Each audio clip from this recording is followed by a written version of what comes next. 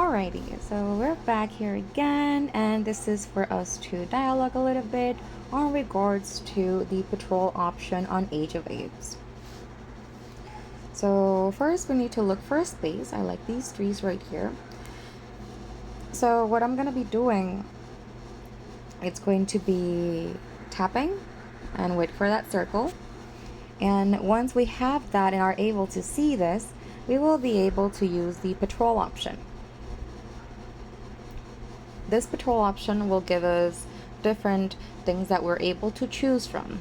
We can either select neutral units or attack the enemy troops specifically. So those are the types that we're able to see. There's additional information using this icon, this letter I. Usually this function unlocks at City Hall level 15, so that's handy to know if you're starting the game. And this function allows you to send out a patrol to do X and Y thing that you want it to do for you. So since I don't want to attack each individual neutral unit by using search, it's a tedious thing to do that all the time. So this helps with that. Keep in mind that you have different options also on the selected timing. You can select 30 minutes or you can use 60 minutes. Depending on this, it might change the amount of food that you will be needing to provide to that troop to do that. So I will use 60 minutes because there's an ongoing event. And while I am rallying, I would like to use this function. That way I can do some passive income, I call it, for defeating neutral units. So I will go ahead and select 60 minutes. I can include my mechanical because at this stage I am able to use my mechanical. That way it will last a little bit longer in case your fighters are not that strong, which in this case scenario I do believe mine are not that strong to handle an hour completely alone without doing that. So I will go ahead and start that, and automatically we will be able to see that the troop will go on its way, and there's like this radius around it, calling green, that will detect any mutant in that area and attack that. So that is really cool because around that circle you will be able to attack any neutral enemies that are on the way, and that way you don't need to select them here on research and select the level of mutant, right, specifically that you wish to target. So you don't need to do like this whole process here, right? That only attacks that specific mutant and the troop will go back, but you do have the option to keep the position after the fight.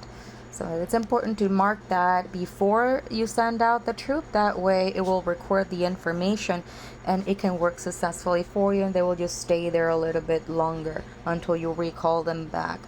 So moving back to our troop that is moving around, they might come back home because either you need more AP and you will be needing to fill this out. I usually do what it's around 3050, around that amount, and the troop will just go and do its thing. So I do this, and I also do use this combination of the auto join. This becomes available when you reach VIP level 4. This function becomes available. Since I don't have much troops right now, I will be using this 10,000 units and just set that up there. It includes the other gangs of the clan, and that way I can join not only my own gang but also the head gang that is in this case scenario, the ones that are starting the majority of the rallies. So that is something really cool to keep in mind, that you will have that available to you, and this way you don't have to do that extensive work on summoning like one after another using the search tool specifically. You can feel comfortable just by setting out a patrol and it will do it for. It will vary depending on the location that you are, what is going to be the You see this troop that we send out first just attacked that initial one, and it's now on his way back. You can see that by looking at the arrow that it's pointing left in this case scenario, because it's indicating that it's gonna go home. And here we still have our units that are just walking around and trying to detect any neutral unit that might be around.